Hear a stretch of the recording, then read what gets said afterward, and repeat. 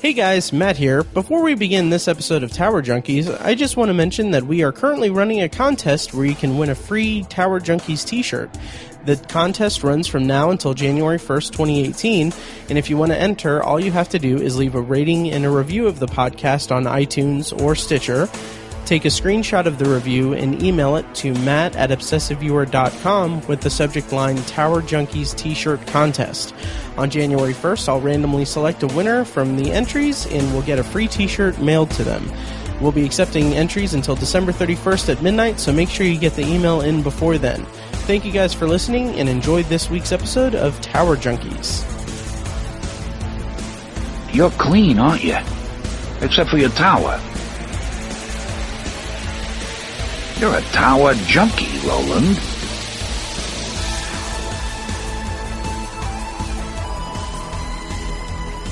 Hello and welcome to Tower Junkies, presented by ObsessiveViewer.com. Tower Junkies is a podcast devoted to Stephen King and his magnum opus, the Dark Tower series. We discuss the themes, characters, and mythology of the series in Palaver episodes, and review the books and comic series in Khef episodes. We also discuss King novels related to the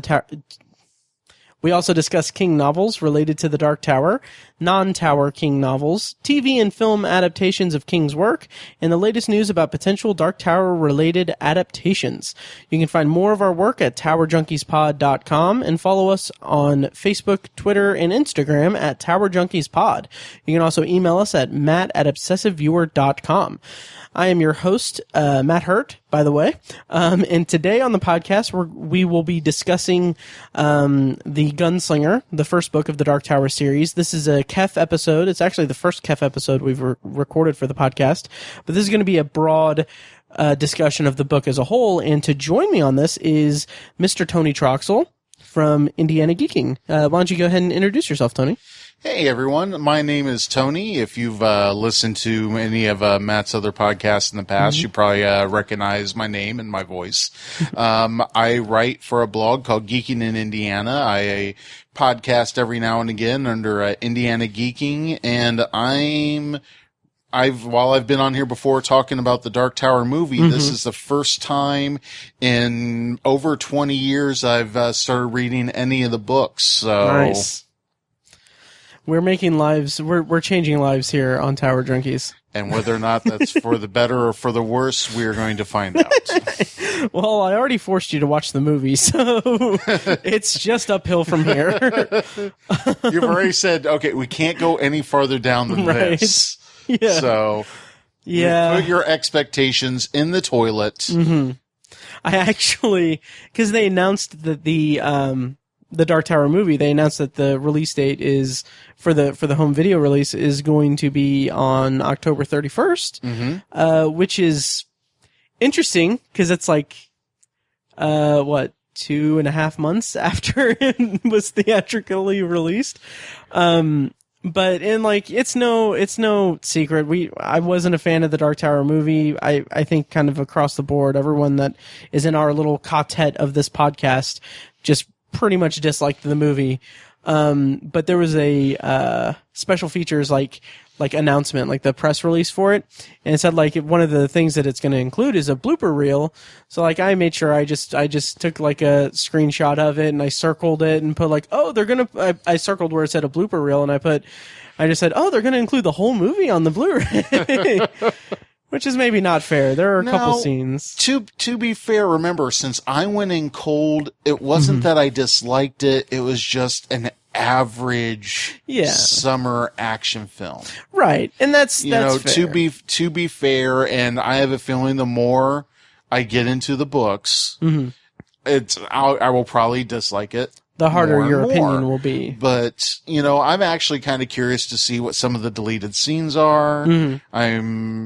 Okay, let's face it, the blooper reel is going to be a bunch of shots of guns getting dropped. Okay, yeah. That's what the blooper reel is going to be. That and just like flub lines. How do you feel about blooper reels just in general? When I was in high school and really huge Trekkie, especially because you didn't have, remember I'm old, YouTube or streaming video or anything like that, having the opportunity to see a blooper reel was kind of funny and kind of cool. But now it's just like, And it seemed very earnest because they knew it wasn't going to end up on a video, a Blu-ray, or anything like that, unless it was a bootleg at a convention.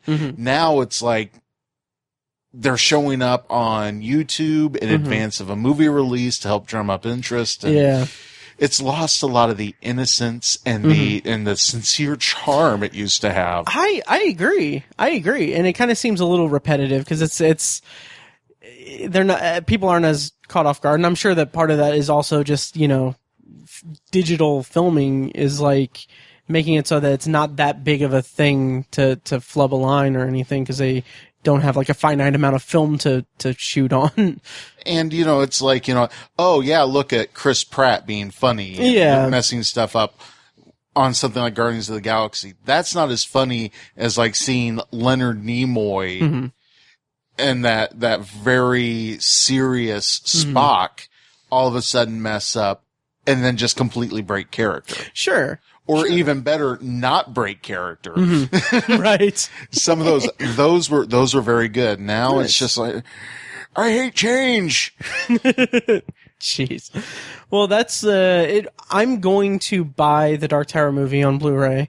And I think the plan is for me and Tiny, since they're not including this on the Blu-ray, Tiny and I are going to do the studio, Sony and MRC a favor, and we're going to record our own commentary track for it. So that's going to be interesting.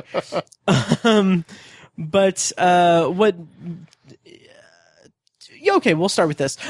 Before we get into the actual thing, I think it's worth noting that we're recording this today on Thursday, September 21st, and today just happens to be Mr. Stephen King's 70th birthday. And so I would just like to just formally say, hey, happy birthday to Stephen King. I know he listens, probably. Maybe not. Probably not. Hey, at this point, it's going to be belated, but hey, this is your birthday song. It isn't very long. Happy birthday, Mr. King. Nice.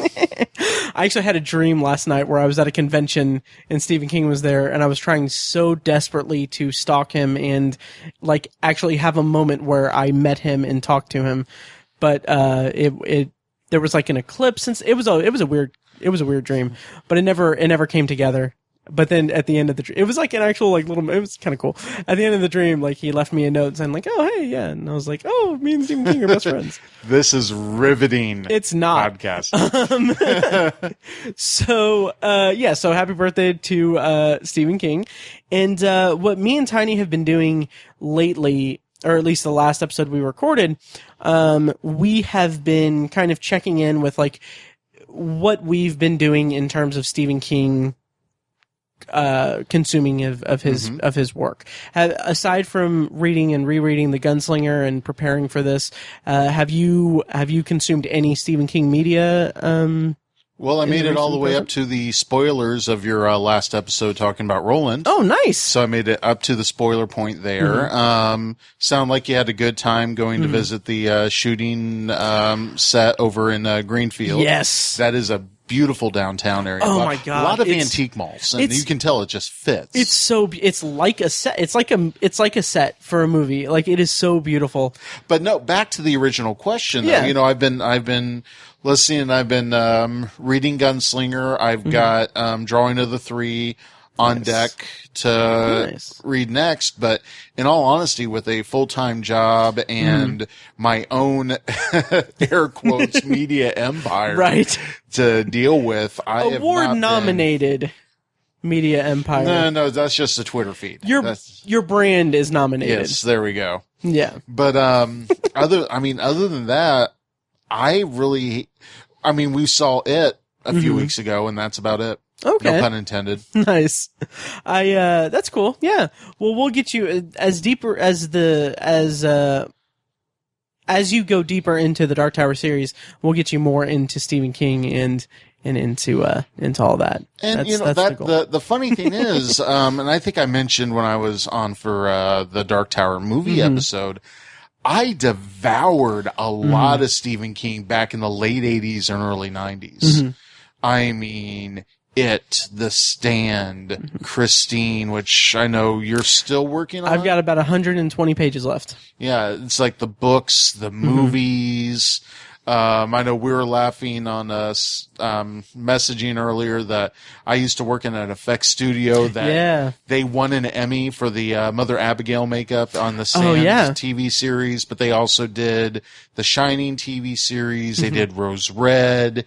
They did Dreamcatcher. So I've been around Stephen King stuff. Right. But I haven't really consumed or read much of anything since, like I said, probably about 1991, because I kind of rolled from Stephen King to becoming a full, like, hardcore Trekkie. Okay. You know, that a Trekker is a Star Trek fan. A Trekkie is someone who insists that you call them a Trekker. Sure. That is a quote from a musician by the name of the great Luke Ski. Okay. That's a geek dementia musical artist. Okay. And it just rings so true for that level of fandom.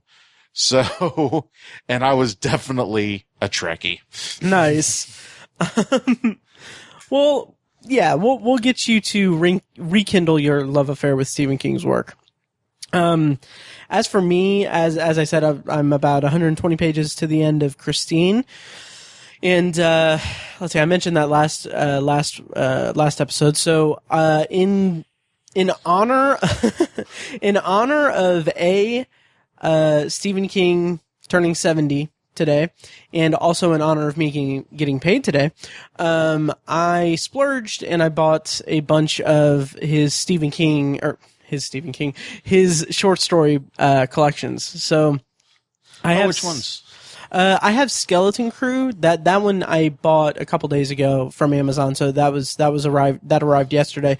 I got that specifically because I've been dying to read The Mist for the longest time, and they just announced that it's going to be on Netflix on the last week of October is when it's the first season of the show is hitting Netflix, because Spike TV has a TV show based on The Mist. Oh, so not the movie. Right. It's the TV series that covers the same ground as the movie, which was slightly different from the book or the short story. And right. Okay. Yeah. So it's going to be a fun trio of episodes for the podcast when I get to that. But I'm really excited for that. And then I ordered pretty much because and this is where my fandom of Stephen King goes a little crazy, because I have a ton of his books on ebook. On Kindle, because I used to have a Kindle and then I used my tablet to read ebooks and stuff, and then I kind of transitioned over to buying the physical books because I like having them displayed and everything. And then I went back to going to like audiobooks. So I have different copies of the same book on 3 different formats.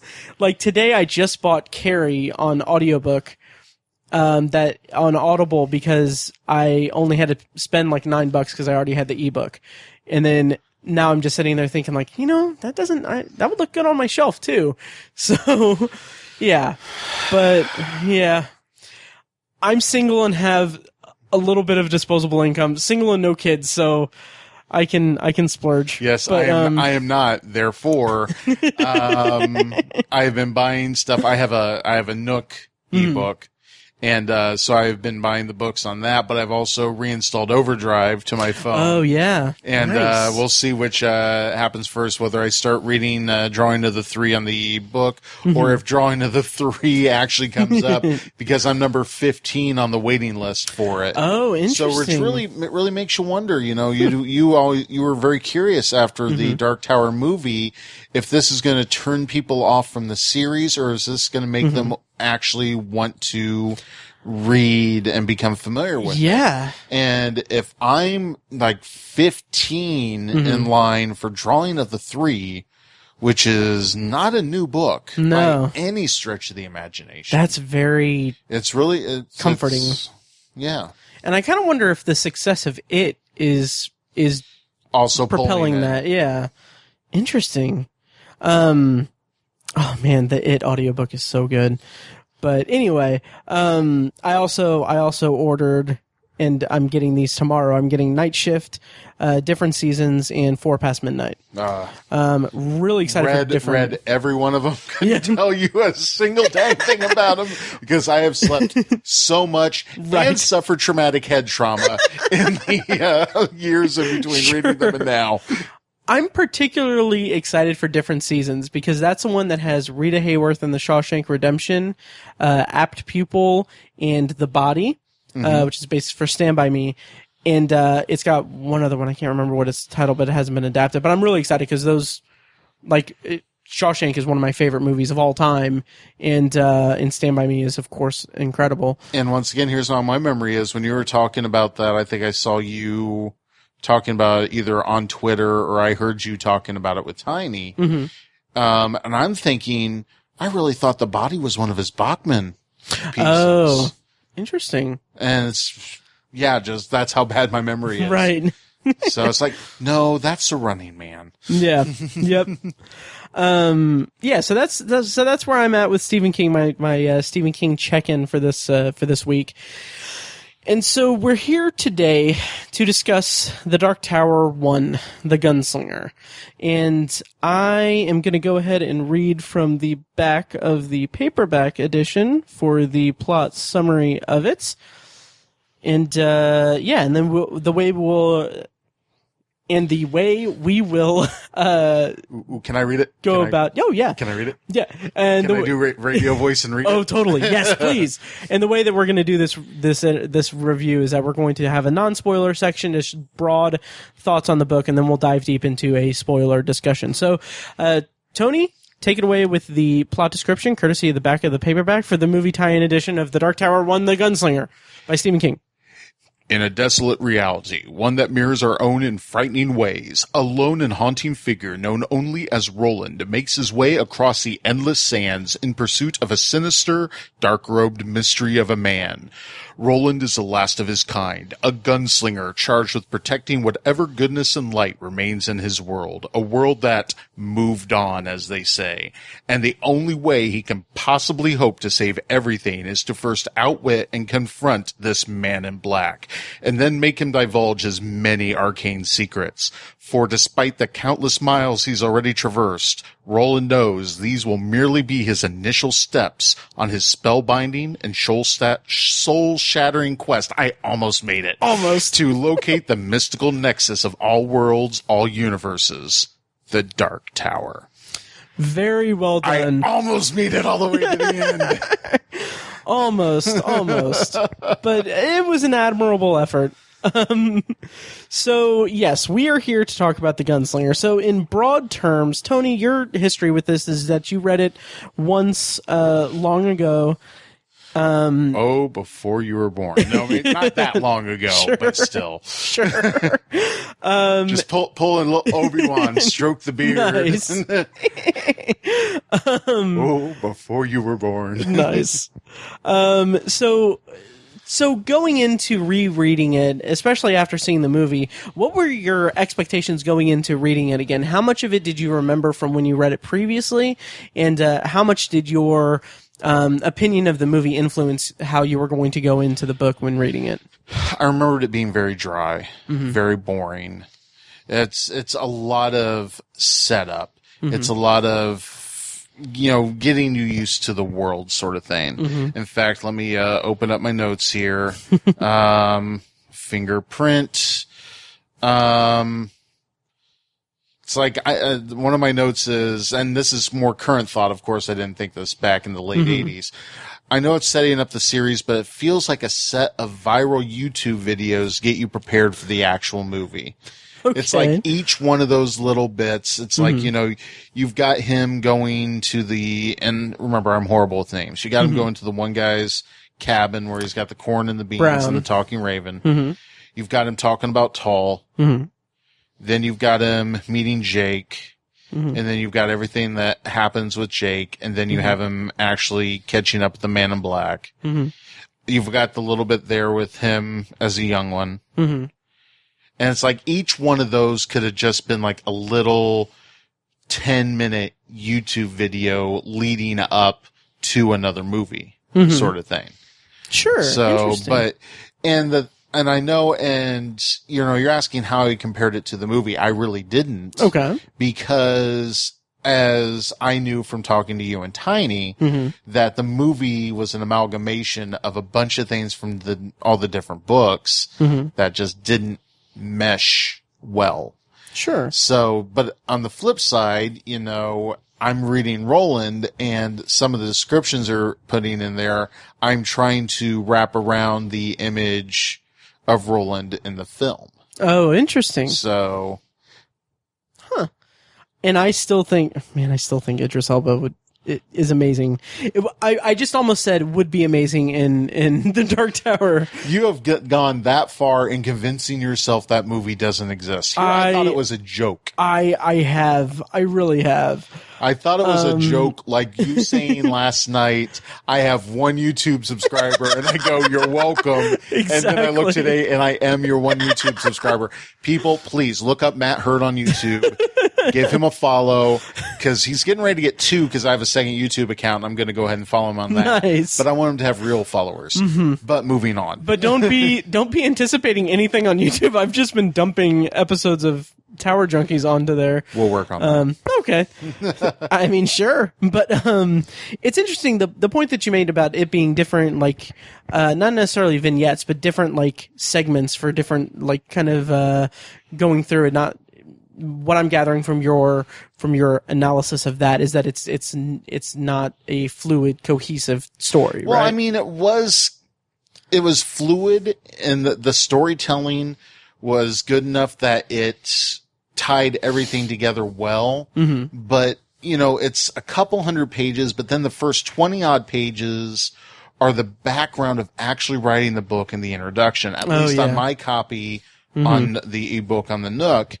And then the last 30 pages are like a preview of the next story and his afterwards, talking about where he was, where he's going next with the Dark Tower. So in reality, I want to say it was the actual reading story was stop changing from landscape to portrait phone. It's 156 pages. So that's almost one of his short story levels. Yeah. Oh yeah. Because I think The Mist is maybe 150. Yeah. Yeah. But I mean, in reality, the story itself is only about 156 pages.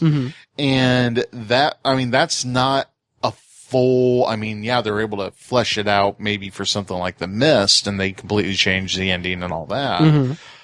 But this would work very well as, like I said, that series of short films on something like, YouTube, or even if you want to turn it into a mini series to lead up to what I would assume to be more of a feature length level sort of story in Drawing of the Three or something like that. I don't know, because I haven't read Drawing of the Three in 20 years. I haven't read anything past there. So nice. That's going to be interesting. Well, it's interesting that you put it like that, because I don't know if you're aware of the publication history and everything, but the Gunslinger was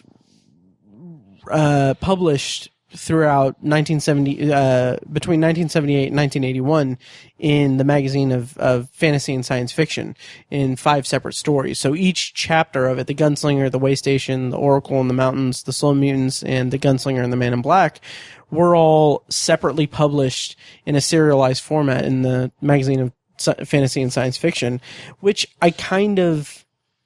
it's interesting, because even like this is the revised edition that we read. The original edition is even leaner, because there's a lot. Because going through the series and then going back and reading the Gunslinger, you can pick up exactly where he put in more stuff to kind of put more meat in the story.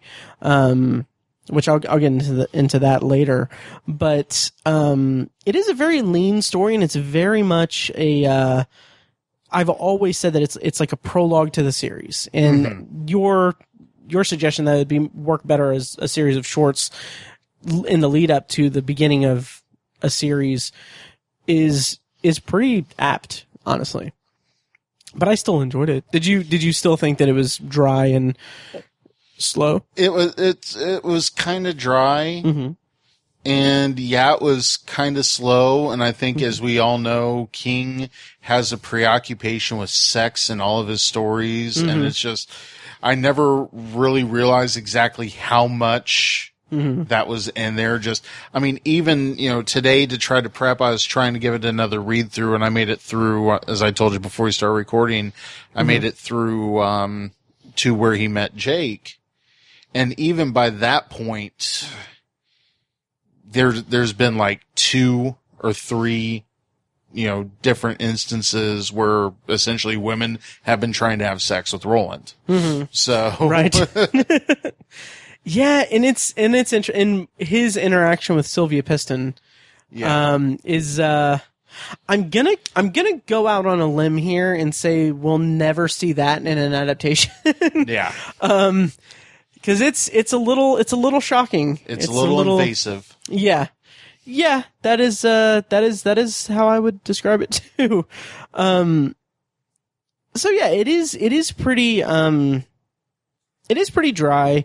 It does have its moments. I like it as it kind of has this sort of poetry to it, that it's very descriptive, and it's very much about kind of introducing the man and his journey without going into much detail about the world necessarily, which I think is kind of one of its smaller, or one of its lesser points, is that there are moments, especially with the revised edition, where he puts things into it that is significant for people who are familiar with the mythology as it goes on. But I can't imagine that the references in the book really expand on the mythology of the story for first-time readers. It feels more like they're Easter eggs for people who are familiar with the series. Like, there are numerous references to Magus and to the character of Susan. Yes. Which, reading it, after knowing that backstory throughout reading the series, it just feels kind of out of place, because there's no expansion on it.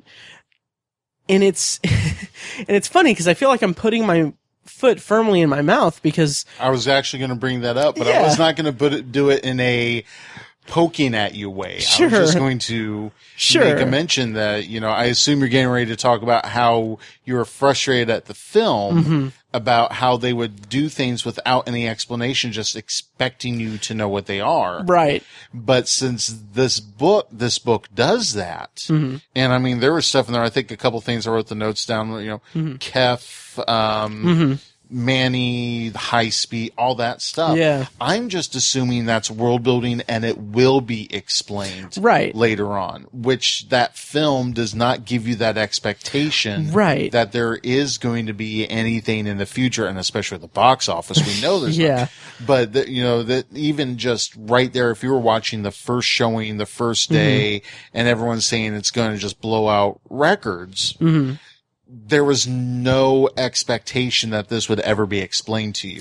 Right. Whereas when you're talking about book 1 of a series, there is a reasonable expectation that, okay, I'm just going to file this away in the back of my head, and then it'll eventually come up.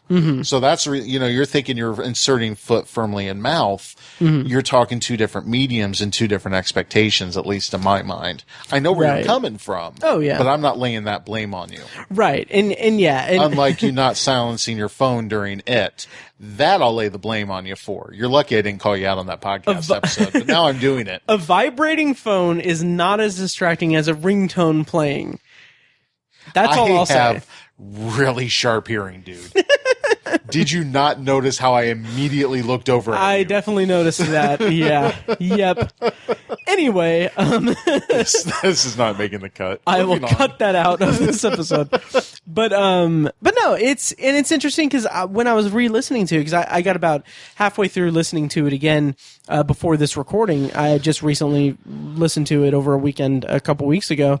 But when re-listening to it, I just kind of noticed, like, yeah, all of these are coming up and they're not explained, and it kind of makes me feel like he like Stephen King is notorious or infamous and famous for not outlining. Like he aggressively does not outline his stories. He just writes and then lets the story unfold before him, which is great because that really lends itself to really impeccable characterization and setting and everything. But when you're dealing with a 42 to 4,500 page epic series, that leaves something to be desired from the first book. So like to compare, like to go back and compare the changes that were made in the book for the revision, it seems a lot like he is kind of fixing the story and fixing the continuity a little bit and putting things there that will pay off in especially the last 3 books. And that's where you get kind of a jumble of the series as a whole and the mythology, is that you get big bads that are introduced later in the series that are now referenced in the first book, and then not really referenced that much until books 5 through 7 when King had his accident and churned them out and finished them up. So I mean, you're talking about people like the Crimson King? The Crimson King, the Tahine, Algul Ciento, or Blue Heaven.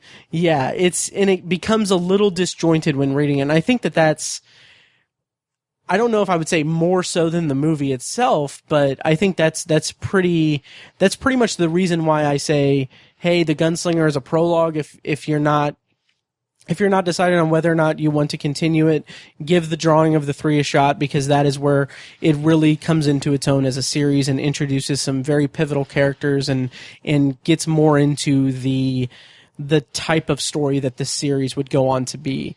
Go. Yeah.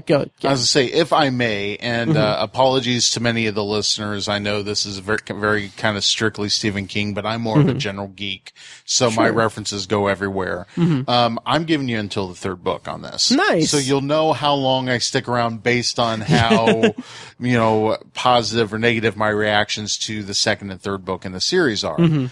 But I'm viewing it very much like the first season of New Who, the new Doctor Who with Eccleston. Okay. You start out with the Doctor versus essentially mannequins. I refer to it because I saw the first live action G.I. Joe film before I saw that. So for me, it was Destro versus the plastic people. Okay.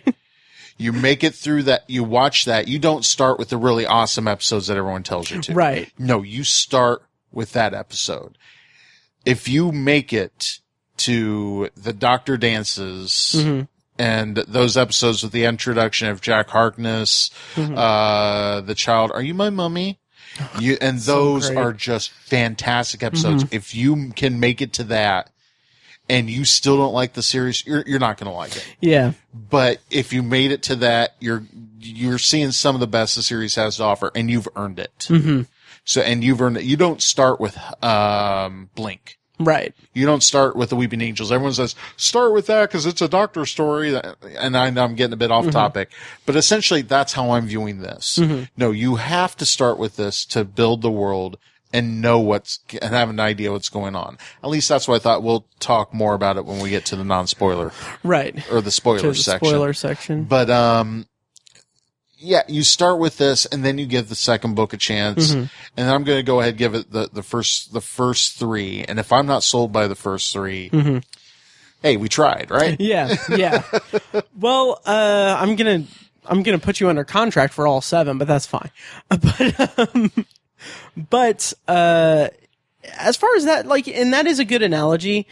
And I would also argue, not to go off on a tangent, I'll bring this back to the Dark Tower here in a second, but I would actually argue that, yeah, if you want to introduce someone to Doctor Who, I would say, hey, watch Blink to get a sense of what the show is and going to be and get some background on the Doctor and the timey-wiminess.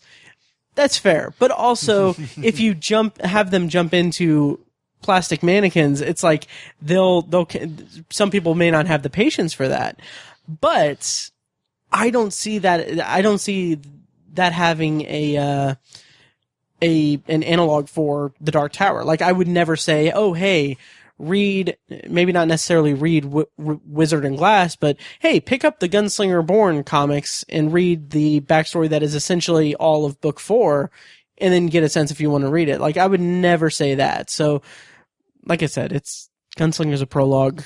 Drawing of the 3 will either draw you in or push you away. I see what you did there. I know, right? That's not pun level, but still, that's nice.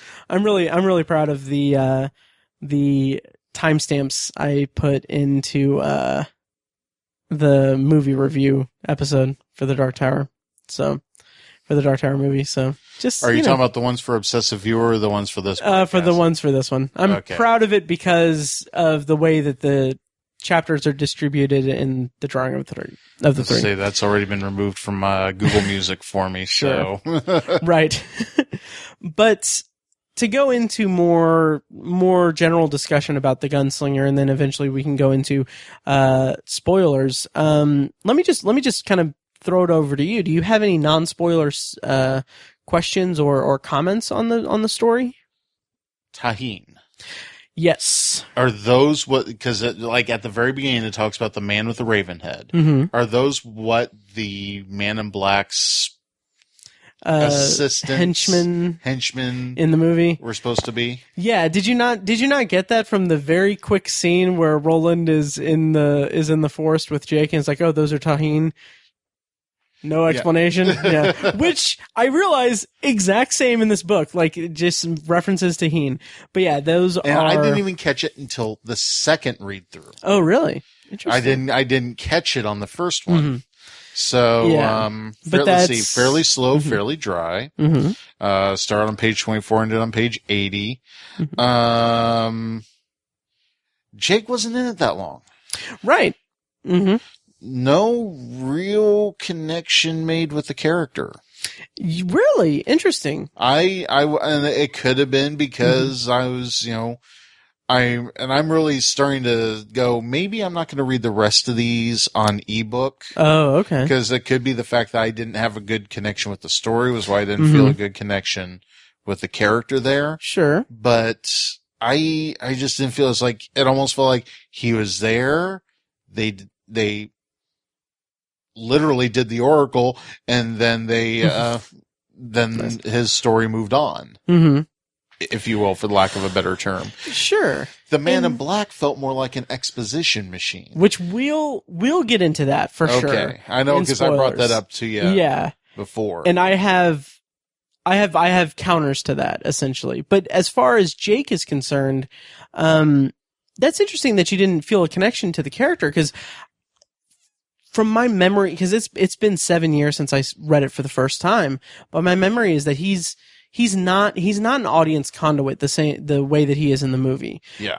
The way that he is in the book is that he is a connection to our world in his description and his experience is used to kind of highlight how foreign his world is to Roland's, and then that by contrast kind of creates this idea, at least in my mind, of how out there and peculiar Midworld and Roland's universe is. Like, because you get these, it's very much like a Western desert like motif and setting, and then you get he's walking past a saloon and he hears Hey Jude playing, and you get the Man in Black referencing colloquial phrases that are popular in our world, and then you meet this kid that's talking about Times Square and mannequins, ironically enough.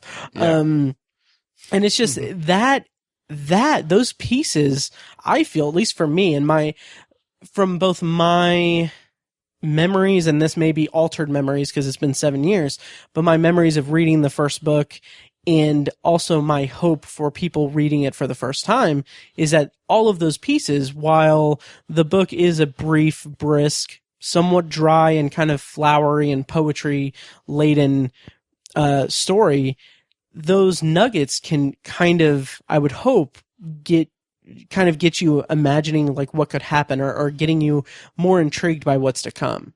Did you pick up on any of that, or how did you feel about it? I mean, and that's the thing. I didn't lose. I was talking more like I didn't see how him and Roland had that much of a connection. Sure.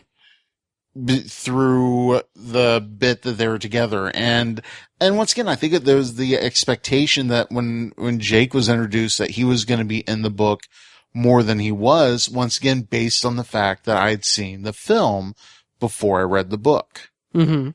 And even though the introduction of the character was completely different. Right. And it was almost as that they were kids named Jake. That was pretty much about it. Right. That was about the only, similarity that I saw. I don't know why that word was so hard to say all of a sudden. But yeah, I didn't see much of the connection between, kind of like how I made the comment, if you haven't listened to his It episode over on Obsessive Ear, you got to check it out. No pun intended. But like I was saying there, when what was his name? The kid that came on last. That worked was working in the sheep slaughtering factory. In It. Yeah. Mike. Yeah, like Mike didn't make much of a connection with the group. Why was he following them into Scary House to almost certain death? Right. It's like, why does Roland care about this kid? And I guess in some ways he really didn't. Mm-hmm. But why would Roland even, like I said, in some ways, I didn't say completely. Sure. But why does Roland even care about this kid? Because I wasn't feeling that much of a connection. Like he was just kind of in and out of the story. Sure. Okay, and that's fair, and I think it's interesting to get that take because, like on Obsessive Viewer, when Fecus was on one episode and we were talking about the movie and kind of the hype about the movie, he had read he was familiar with the Gunslinger, the book, and he was wondering he didn't understand, does Jake have a bigger role in the series or anything? Cause he didn't remember him being that central of a figure. And that's interesting because I have the book series as a reference point, and you're right. He's just kind of in and out of the Gunslinger. And I mean, that's a shame that it's, the connection isn't really there for the Gunslinger and Jake. I mean, there's a lot of kind of telling the reader that, Roland cares for him and everything. Yeah. And there's that connection there. But I think that the heart of it is how Roland is internalizing his dilemma with what to do with Jake and how Jake's role in his quest, how he can not necessarily rationalize, but how he can reconcile what needs to happen in order for him to reach his goal. And we'll talk more about that in spoilers. But do you have any other non-spoilers, or should we dive in? And you see, the problem is I've got questions, and I'm not sure how they're going to tie in with other books or whether or not they'd be considered spoilery from this book. So it might be safe to go ahead and move on to what might be considered spoiler talk. Okay. Just to play the whole CYA, cover your ass sort of game. Sure. Absolutely. Okay, so we will go ahead and go into spoilers for The Dark Tower 1, The Gunslinger.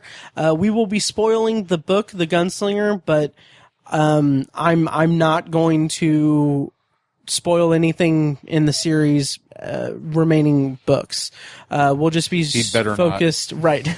We'll just be focused primarily on the Gunslinger, and so we'll play a quick interlude here, and then go into spoilers for the Gunslinger.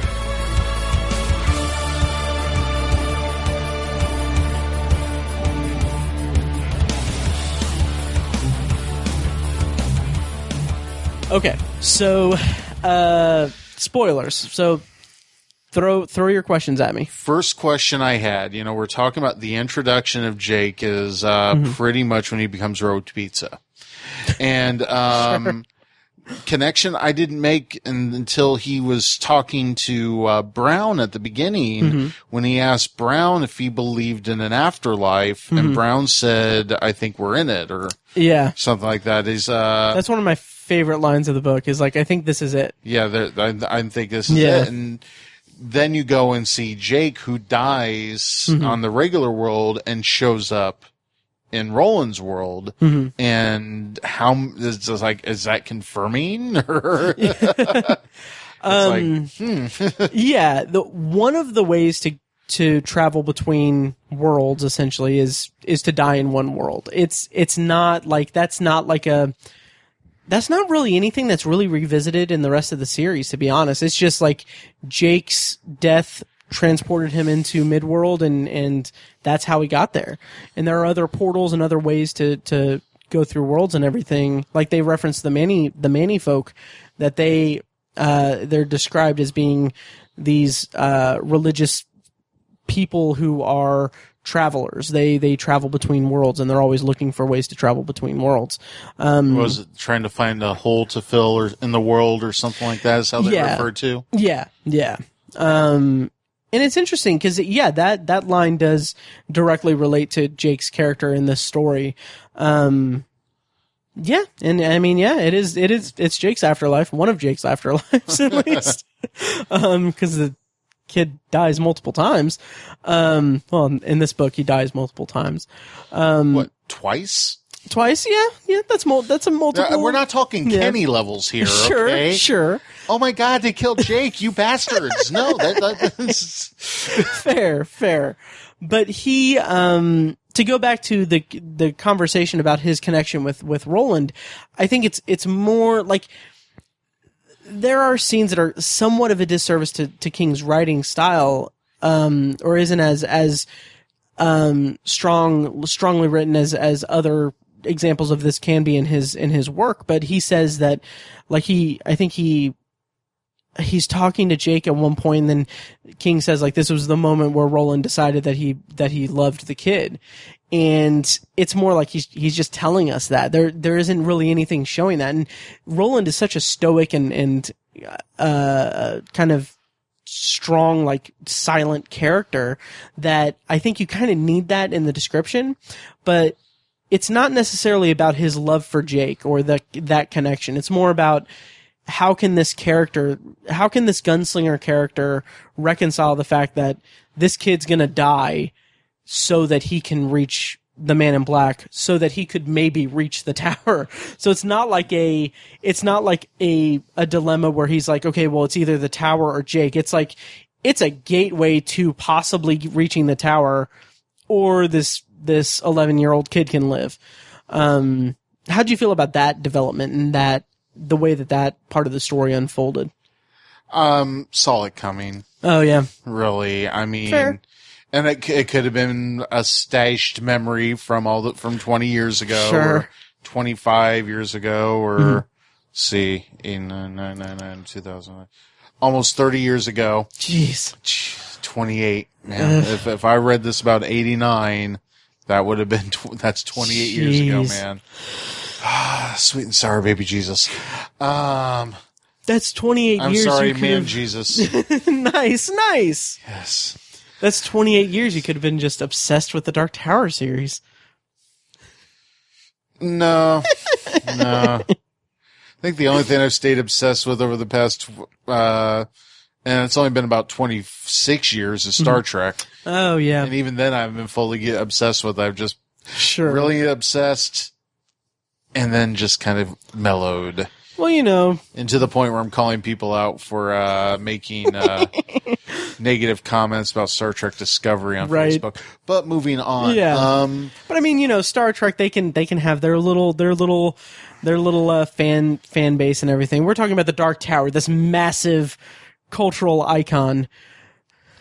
Keep telling yourself that, buddy. It's my happy place. It's someday. Now, you said you had a defense for this, so very much felt, and since we're in spoilers now, and there's a good assumption that most people listening to this are already familiar with the book, and they're screaming at me for my feeling lacks a connection and stuff like that. You can go ahead and send all hate mail to headgeek@indianageeking.com, and I'll summarily delete it. Sure, but yeah, the Man in Black, he's the iconic line to begin the book. Then he's kind of who Roland's after, and then it touches on him being a douchebag when Roland's younger. Mm-hmm. And then Roland finally catches up with him, sleeps for 10 years, and then the Man in Black's a pile of bones. After pretty much being exposition. See, and I think that, and this is all subjective, this is all my opinion and everything, but I think you're kind of breezing past kind of the more interesting traits to his character. And, I very well could have unintentionally done that. We have discussed before how I am superficial is just the best phrase for it. Okay. I am very on the surface. Mm-hmm. I don't read too deep into things. Mm-hmm. I've read too deep into things before. It's made me very depressed. I try not to do it anymore. I'm a very surface level enjoyer of media and entertainment. So I very well could be missing deeper, darker things, which is why I'm bringing, or not darker, but deeper, more meaningful sort of things. I just like my alliteration. Sure. So I will flat out admit. Well, let me try to kind of shed some, maybe, let me try to bring you there, essentially. Okay. By the way, are you going to finish reading it a second time? Are you one of those people that has to, like you're reading something and you have to finish it? Oh, no, I'm going to finish this because then we're eventually going to be doing the episode with you, me, Tiny, and Robert Feckes. Yes. So I've got to make sure I'm completely up. I've got some fresh notes, so we're not just rehashing this. Nice. So I like it. I plan ahead. I care about the quality that you folks are listening to, believe it or not. And I like it. That's why we have you on the payroll. We are not paying him anything. Anyway. Support his Patreon, then maybe he may give us some money. Yes. TowerJunkiesPod.com/donate. Anyway.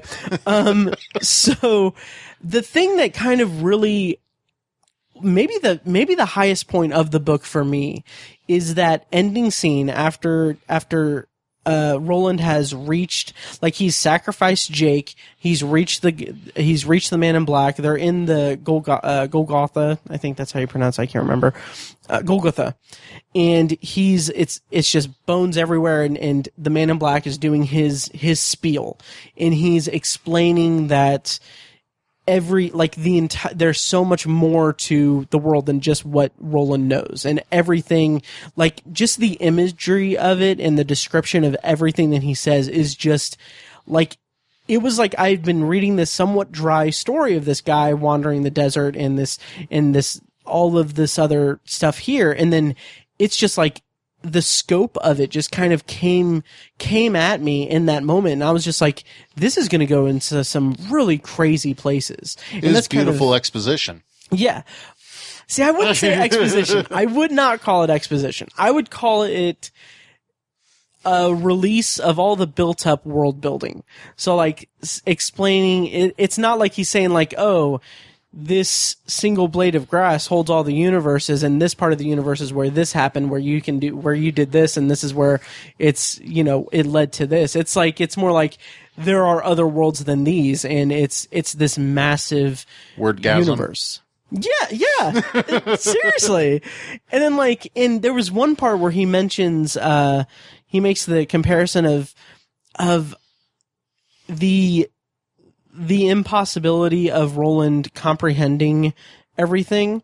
He equates, I think that's the context of it, but he equates it to a fish being pulled out of a body of water and not understanding, not being able to comprehend its new world that it's in the brief moment before it dies. It dies and everything. It's just that imagery, that idea just really stuck with me. And I just felt like it was a really big payoff for it, in the same way, it was a very, very big payoff and very big payoff to a lot of wandering in a way that made me very excited to read more in the series. But I think for me, it was more of there's all that, but then there's the disappointment. Okay. Because, everything is built up with him following the Man in Black, him trying to catch the Man in Black. And then at the end of this short story leading into a full series of books, I was just I was expecting that to go farther into the series and have it cut off like that, where it wasn't even any epic battle or even epic battle of wits or anything like that. It's he's laying everything out. And then I think I referred to it in my notes that Roland Rip Van Winkles it and wakes up and finds the Man in Black, essentially a skeleton. And it's just, it was anticlimactic. Sure. And that's kind of what really, I was seeing. And that's really interesting because for the movie, they made it a more, like they made it just a battle, a gun battle. Goat simulator, yeah. Yeah, goat simulator, gun battle, and gun magic battle. And that was one of my biggest disappointments is that, the book finishes with this big, I almost said exposition. It's not exposition. This big palaver between the two characters, and that's this battle of ideals, essentially. But let's backtrack a little bit because there are points that I want to bring up about the story in relation to as it progressed throughout it. So, one of the things that I really found or really love about this story is how we get a lot of there's a lot of background on, not necessarily background, but there's a lot of description of the Man in Black without having him there. Like when Roland is with Brown and you have this, there's this sense that he's been chasing the Man in Black for a very long time, and you have in Roland's actions so much doubt and mistrust. Like when he meets Brown, he is convinced that he's trying to discern whether or not Brown is real. Yeah. Or is a trap set by Walter. And then when he goes into his story about Tull, it's the same thing. He's convinced that the Man in Black has left a trap there, and he did. Yeah. And he did. And I think that moment in the story with Tull, first of all, I love the structure of the book that he's going, he goes to, he meets Brown, and then he goes into a story about how he was at Tull, and then while in that story, it goes into another story of Allie. It's interchangeable throughout the story between Allie and Alice, but, she tells a story about, Nort. Yeah. Yeah, Nort and how he came back and everything. And it's just it's really, I love the kind of nonlinear structure of it. But how did you feel about the Tull portion of the book and the influence of the Man in Black or the doubt of Roland? And you see, Tull was kind of a mixed bag for me. Interesting. As like you just said, the structure was very nice, that it didn't just have him go to Tull and then go see Brown. No, he went and saw Brown, told Brown of his experiences in Tull, and while he was in Tull, that's where he found out what the Man in Black did when he was there. Mm-hmm. And who the Man in Black did when he was there. But, right. like I said, that's just one of the things, and this is one of the podcasts you really don't edit, so I apologize. It's like, why is there so much fucking? It's like, okay, that might have been a bit titillating for me when I was in middle school, but now I'm just like, this isn't going anywhere for me. Are you referring to Roland and Allie? Roland and Allie, and Roland and Sylvia. Sylvia. Although they didn't have sex. They didn't. But, handgun that abortion. Conversation, and that interaction, and not even that level, just, the initial, right. Where do he you want feels me that sort of thing. The dude who was, watching the mule for him, his daughters. Oh, yeah. That's true. And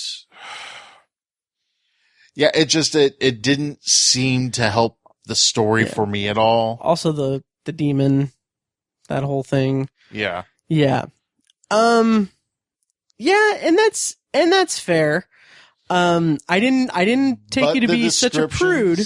The bite me. The descriptions of fighting his way out of Tull, those were well done. Really enjoyed that.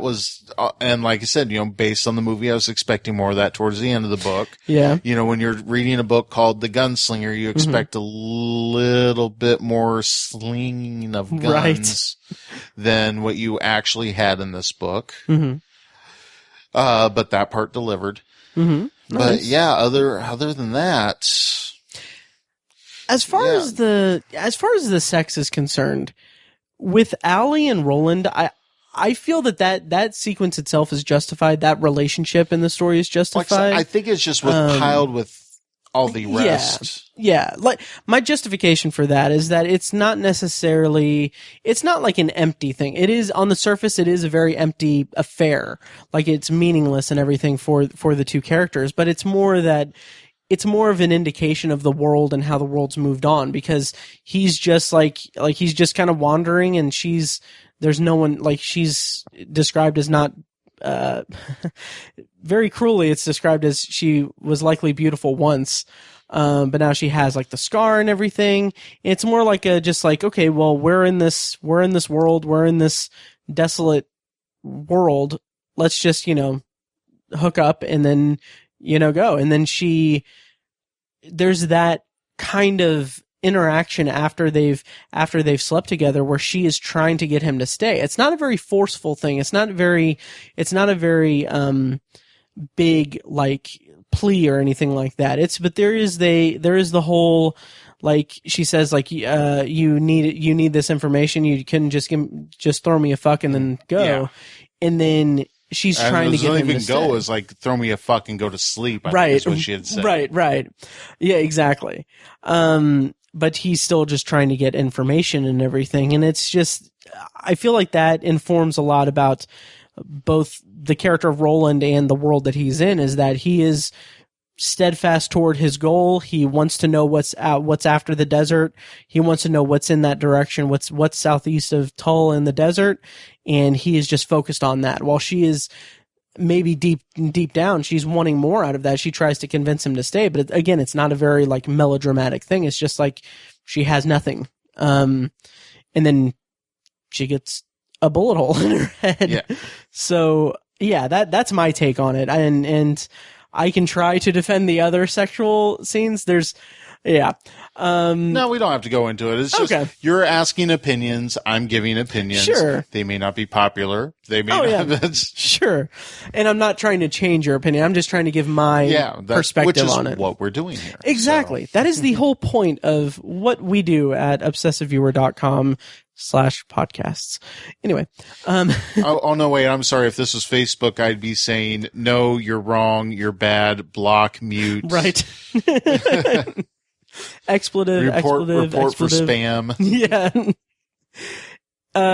So then the actual Battle of Tull, the trap that the Man in Black sets for Roland, as far as the kind of draw towards Sylvia, there's stuff in the series that once you read farther into the book series and once you complete the book series, that will give more context to that interaction and everything, thanks to it being revised. But I'll stay away from that for now. But what I'll say is that I kind of like that, because I kind of like that she's described as a very grotesque human being, and then he still is described as being pulled toward her and sexually aroused by her, and that's his signal that yes, she is a trap. There is something wrong with this. She's possessed by a demon and everything. And then he aborts her fetus with his gun, which, sure, they don't. As I said, invasive. Yeah, maybe they don't have coat hangers in Midworld. That's a discussion for another episode. But anyway, then we get the possession of the town and Roland's massacre of it, which I have a friend who I loaned the books to. I loaned the first 2 books to, who he was prepared to give up on the books right before Tull. And I told him, like, okay, just if you're not going to go through the Gunslinger, or if you're not sure about that, at least get past the story of Tull and see how you feel about it then. Because to me, I think that it takes so much guts to have this, maybe not guts, but it's so subversive of the genre to have this character that is patterned after the man with no name and is patterned after that Western archetypical hero who is this loner who goes into a town, saves the day, and leaves. To have his first battle, his first display of his gun prowess to be just massacring an entire town of people possessed. Every man, woman, and child. Oh, I have the stats here. He had shot and killed 39 men, 14 women, and 5 children, which is incredible to me. And there is a clip. How did he have that much ammo on his belt? Oh, he does a quick reload. He has the ammo in his gunna, in his little bag. He's got the ammo. He's a gunslinger. But there is a clip after that kind of ends. It ends the section of the gunslinger, and I'm gonna actually play it. And then I'll cut it and put it into the episode proper. But here's the clip, and I think that this clip is a fascinating and incredible summation of the utter loneliness of the character of Roland Deschain. And here it is. He found a ladder in the back shed, went up to the roof, and cut Nort loose. The body was lighter than a bag of sticks. He tumbled it down to join the common people, those who would only have to die once. Then he went back inside, ate hamburgers, and drank 3 beers while the light failed and the sand began to fly. That night he slept in the bed where he and Allie had lain. He had no dreams. The next morning the wind was gone, and the sun was its usual bright and forgetful self. The bodies had gone south like tumbleweeds with the wind. At mid-morning, after he had bound all his cuts, he moved on as well. And I think that's just, it says so much about his character, because he's on this journey. He has no one. And I just love the writing of that. Did you have any thoughts on that? Oh, no, it's just when you started playing that, I just knew exactly what part you were going to play. So I think you just looked over here and I'm just kind of mouthing, and 3 beers. Right. And I just think that is a perfect summary of that character at that junction in the series, because he is this desolate loner. He is the man with no name, and throughout the series, he is given a name and backstory, and he's given so much nuance to the character. And I think that this is a perfect summary of the beginning of that characterization. And I love it. It's probably one of my favorite clips and favorite excerpts from the entire first book and possibly the entire series. Okay. Yeah. Now, I know one thing that was interesting was the little things like the pieces left behind that the world forgot, or the world moved on. Yes. The references to Hey Jude. Mm-hmm. The hand car that him and Jake found. Things like that. Is this touched on more as the book series goes on? It is quite a bit. It is, there is a lot of... Like I said, I'm not asking specifics. Right. But... There is a large amount of just things that are put into the series. Yeah. Yes, that is expanded on. The Gunslinger gives you a good taste of what's to come with all of these things. Like, I won't even say that, but it's not as clean as saying like, okay, well, Midworld is 1 million years in the future of our world or anything like that. It's nothing like that. It's just a different, it's a world I think the Man in Black refers to when he makes that reference. He says, once more with feeling, as they say in the world next door. And that after the reference to Hey Jude is like the first hint of it being adjacent worlds and different worlds within the same story. And they were talking about like the lush greenery of Midworld was referenced and stuff like that. So, yep.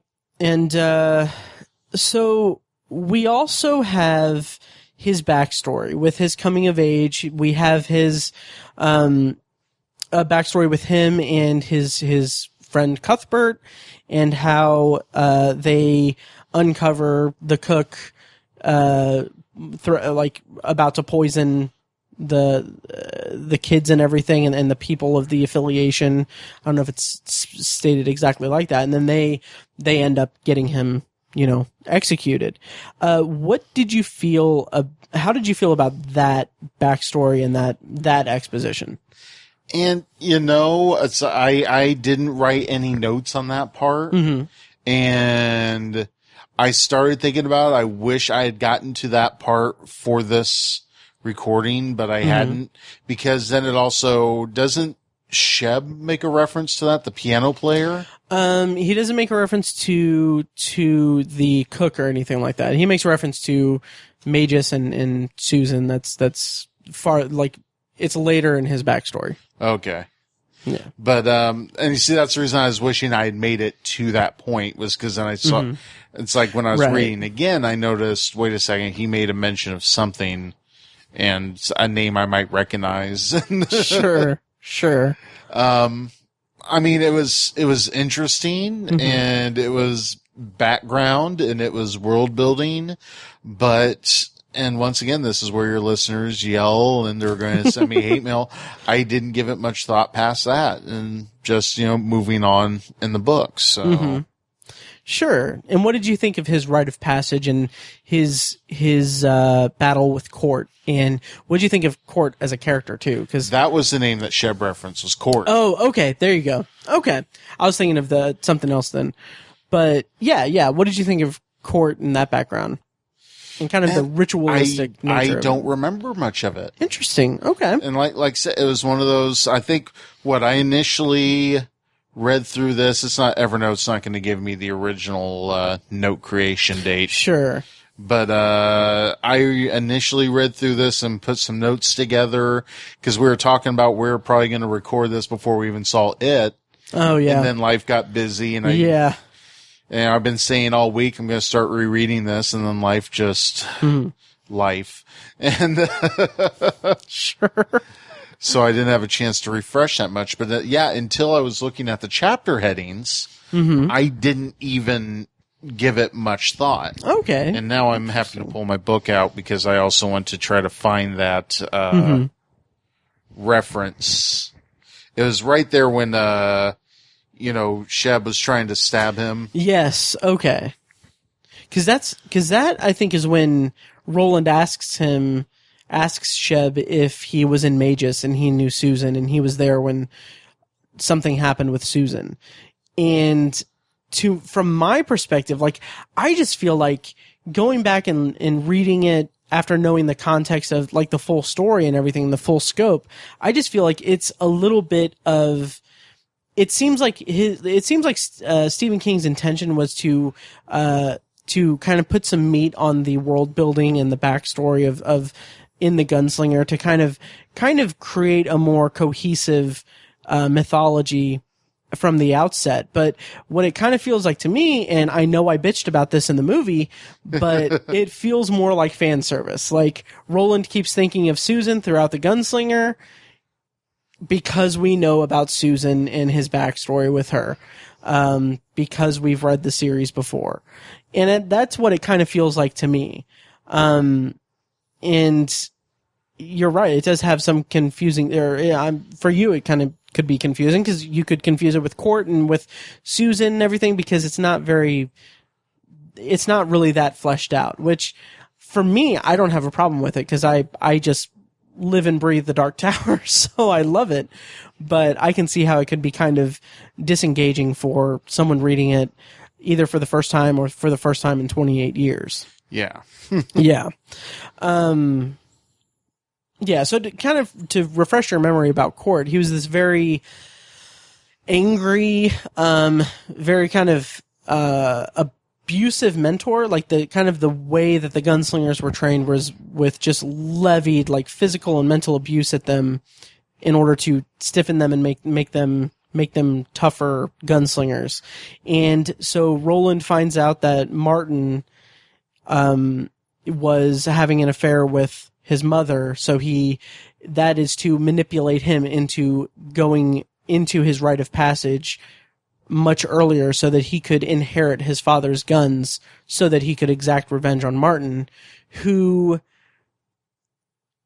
I want to say that it's revealed in this book, and I'm so sorry if I spoil it, but it's revealed that Martin and Walter are the same person in this book, right?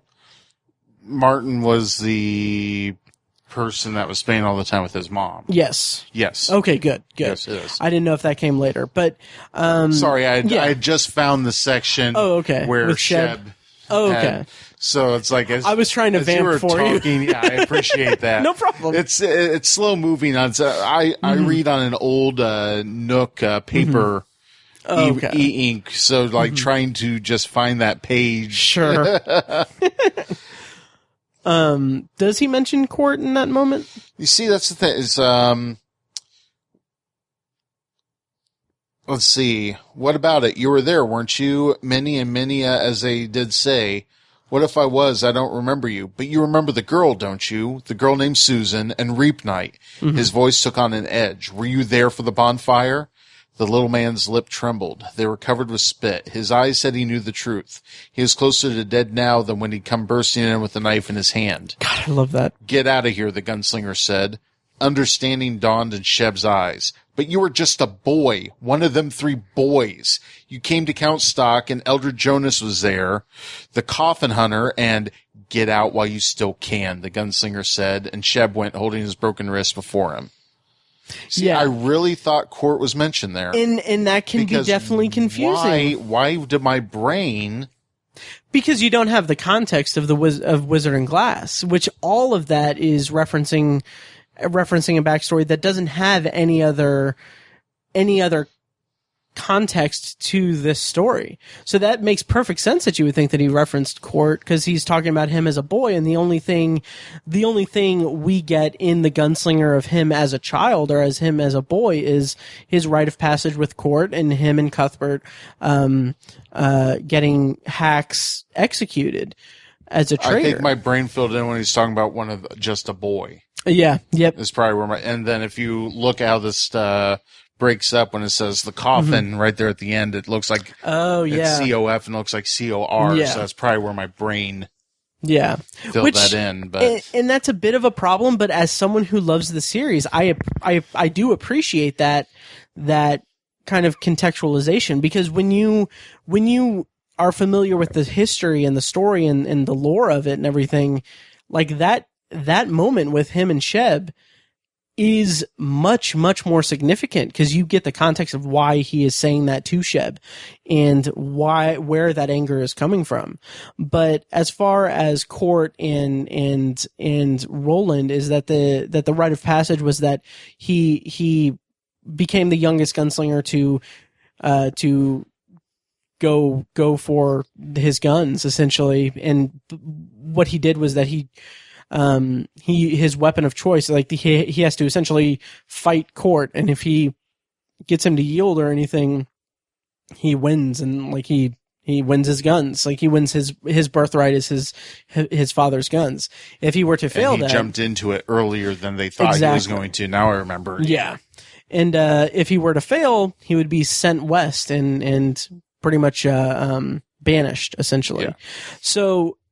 And what I love about this, and what informs so much about the character as well, and I mentioned this in the Roland Deschain episode, but what I love about it is that he, it's an emotional, like it's an emotional push that makes him do it. Like this, he's being manipulated by Martin / Walter for the specific purpose of getting him out of the picture.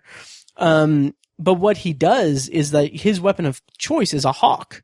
And the hawk attacks Court, and that's when he wins. And there's a really pivotal, very, very poignant moment where I believe it's Court asks him, how did you train him to do that? Or how did you get him to do that? And then Roland says, I didn't train him, I friended him. And that is a really good point for that character, and to kind of show, like, to a certain extent, it kind of leads to what happens with him and Jake, is that he takes on this kid just to let him die so that he can serve his own purpose and his own quest. And I love that characterization. And that's something that kind of goes through, it resurfaces several times throughout the series as well. It's his battle with having something else consume his life rather than his Ka and his quest for the tower. But yeah, so did you have any thoughts on the rite of passage or anything? Like I said, I'll probably have more thoughts on it when we record again with everybody. Yeah. And however long it takes to do that. Sure. And we can start kind of winding down, because you get me talking about the Dark Tower, I talk forever. Surprise, surprise. He has a podcast about it and everything. Right? Now, of course, there's one question as we start winding down that I did want to ask, and I can't remember the exact verbiage, so I'm pulling that note up. And this actually came up as I was listening to your guys's one of your first episodes. Okay, nice. You guys keep talking about how this ties together the works of Stephen King and how rich that makes the experience. Yes. How much is someone like myself who doesn't have as much King knowledge going to miss out on? That's a really great question. So, and it's one you were prepared for. Yes.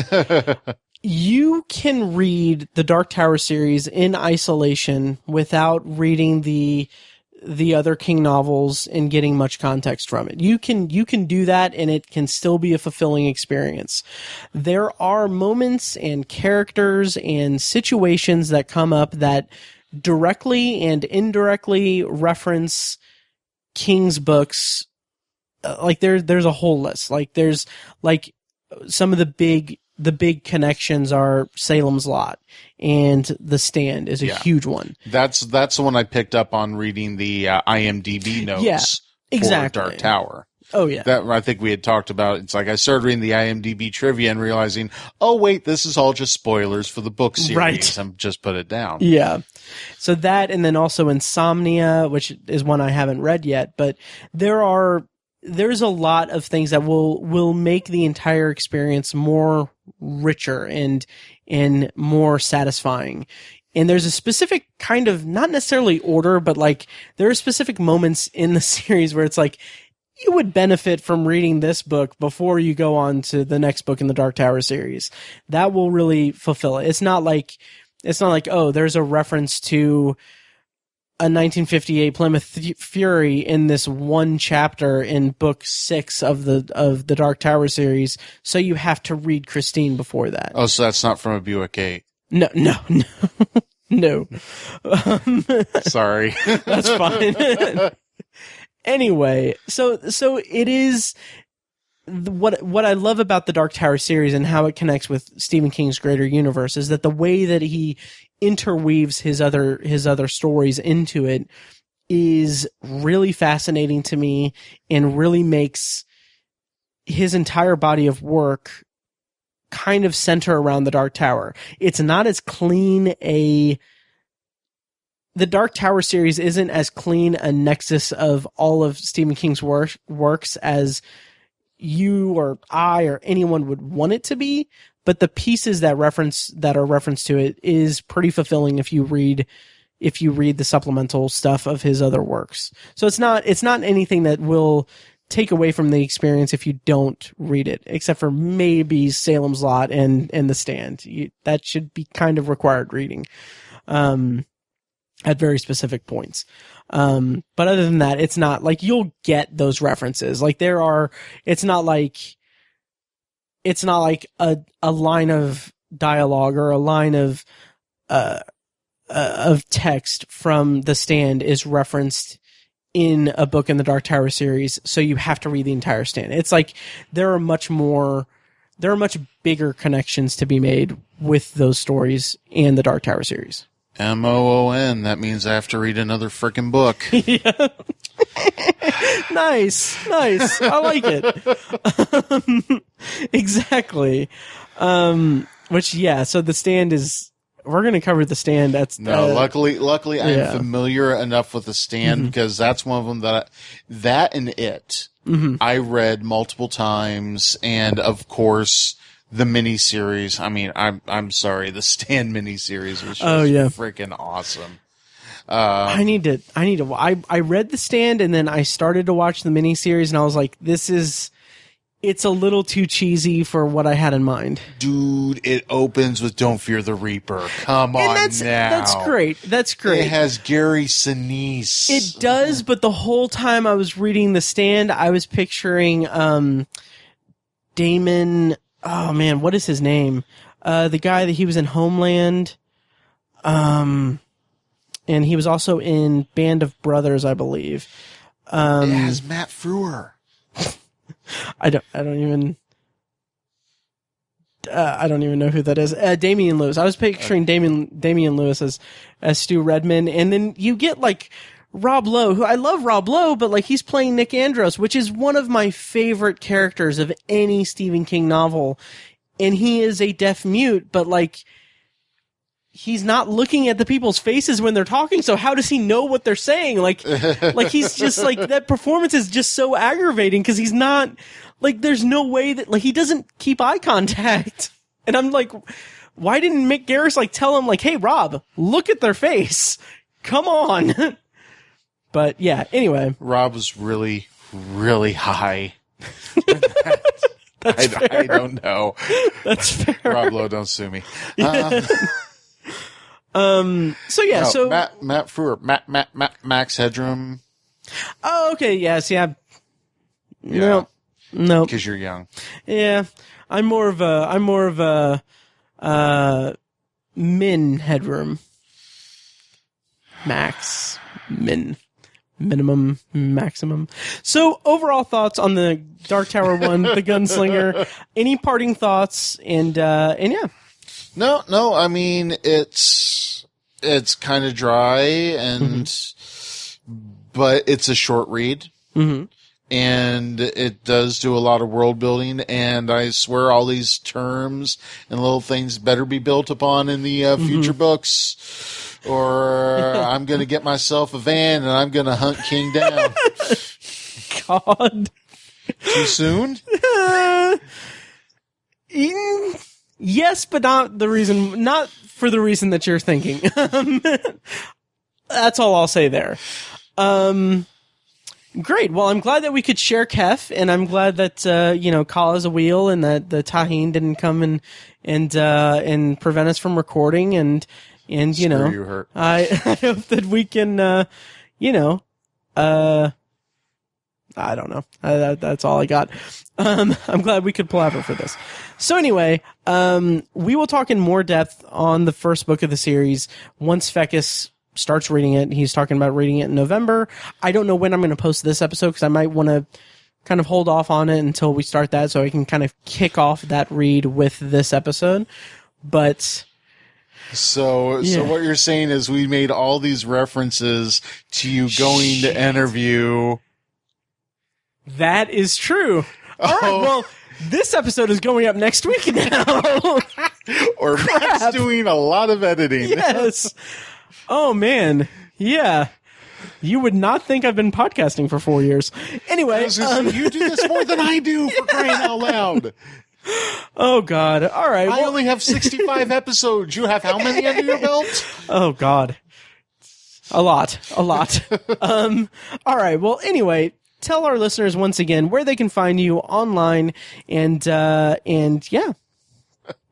You're expecting the radio voice again, aren't you? I kind of am. I won't hold you to it, though.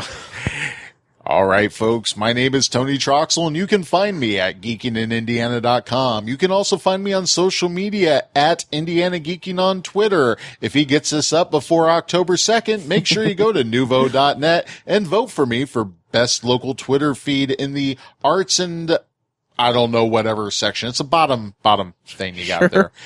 You can also find me pretty much anywhere on the internet by looking up Indiana Geeking. Make sure you visit the Indiana Geeking shop to get your Indiana Geeking fidget spinners because the kids still love those.